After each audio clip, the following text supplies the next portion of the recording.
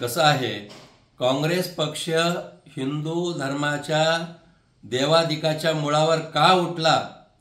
काल परवा शरद पवारांच्या समोर प्रभू रामचंद्राचा अपमान झाला, स्वामी समर्थाचा अपमान केला आणि आता तर चक्क कर्नाटकमध्ये गणपतीच्या मिरवणुकीवर दगडफेक झाली, हिंदूंनी मागणी केली. त्याच्यात उलट काँग्रेस पक्षाचं सरकार आहे, तिथं हिंदू धर्माच्या कार्यकर्त्याला अटक केली, गणेश भक्तांना.